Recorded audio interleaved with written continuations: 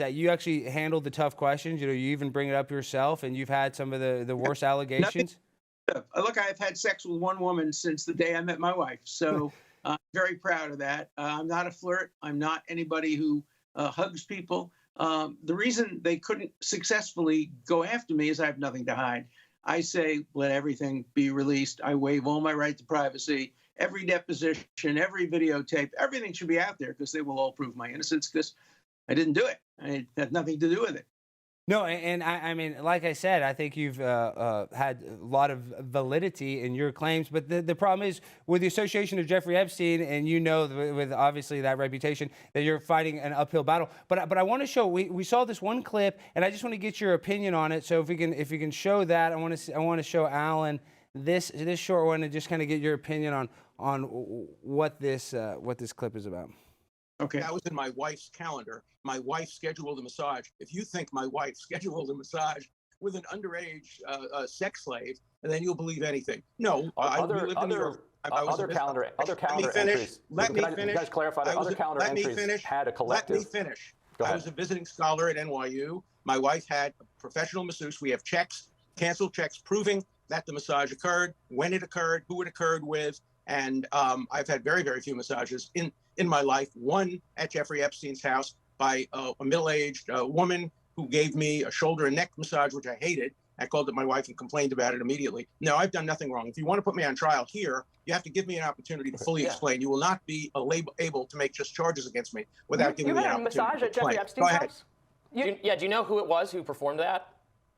Yes, I mean, we know approximately who it was. There were a lot of people around her. We think we remember, and the person who was in charge of the Epstein house confirmed this, that it's a woman named Olga who was in her 40s and was a professional massage therapist.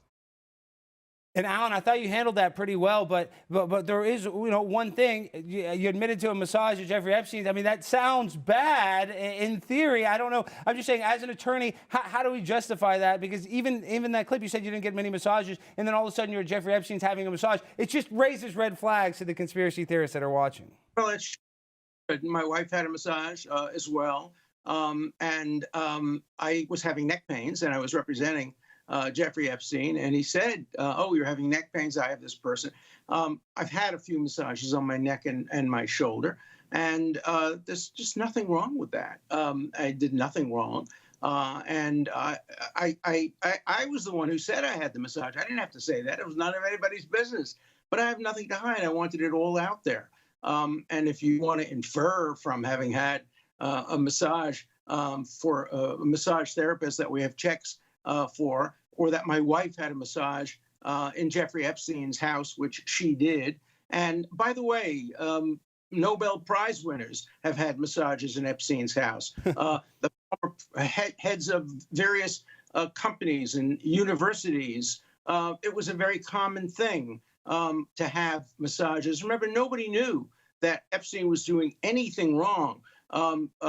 You know, the president of Harvard was with Epstein all the time. The provost of Harvard, so many prominent people, and my friendship with him was an academic friendship.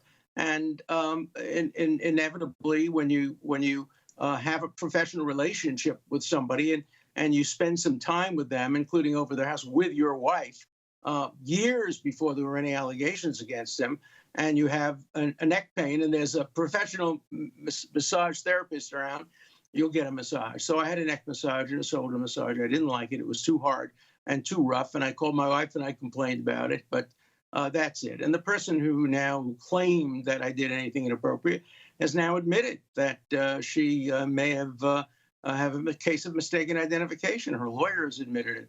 Her lawyer is on tape admitting that nothing was wrong. So, you know, I've been, as far as I'm concerned, completely exculpated. I did nothing wrong. And, you know, if you want to find me guilty of having a massage, then you have to find hundreds of thousands of people guilty, including my wife. And none of us is guilty. Yeah. And I'm so fly, I'm aligned with the planes. My grind so refined, I got no time for no games.